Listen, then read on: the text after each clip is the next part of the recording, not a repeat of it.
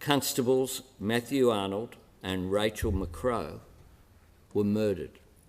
Constable Randall Kirk was shot and wounded, and Constable Keely Bruff assumed that she too would die, either shot by her pursuers or burned alive when they set the grass that she was sheltering in on fire to try and drive her out. Constable Bruff grabbed her phone to seek assistance for her colleagues, and then she texted her loved ones what she imagined would be her final goodbyes. Even then, surrounded by danger and death, her first thought was for her fellow officers. It is a miracle that Keely survived.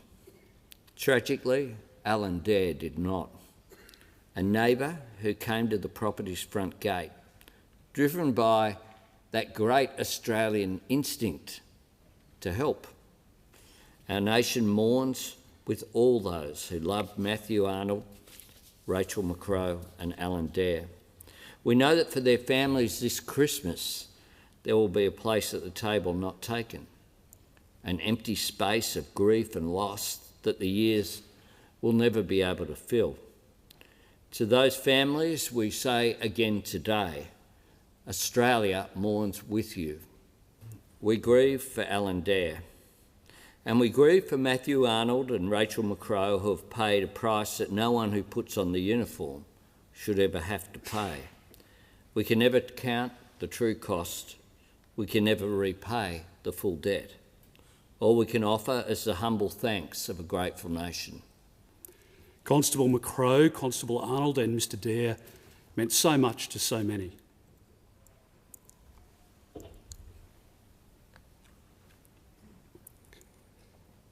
And for those many, of course, there will be much pain and sadness now and enduring. For those of us who didn't know Constable McCrow or Constable Arnold and Mr Dare, we'll continue to hear about their lives and their deeds in many tributes. Our nation clearly has lost three wonderful Australians.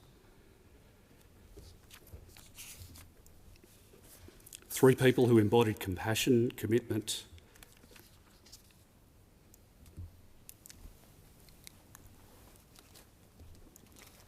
and courage during their lives and in their final moments. What has hit hardest across the country is the execution style and the complete disregard for the human beings that these officers were.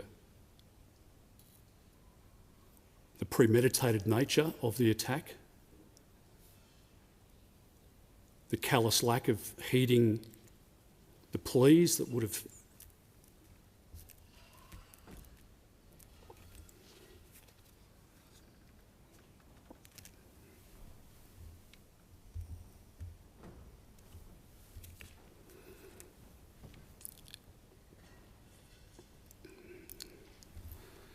echoed in between the gunshots.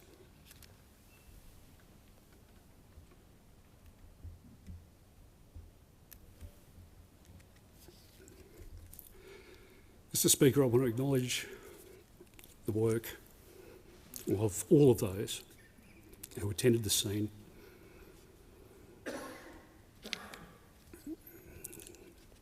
forensics officers, special emergency response team officers, those included in the many police officers who will be scarred from this experience.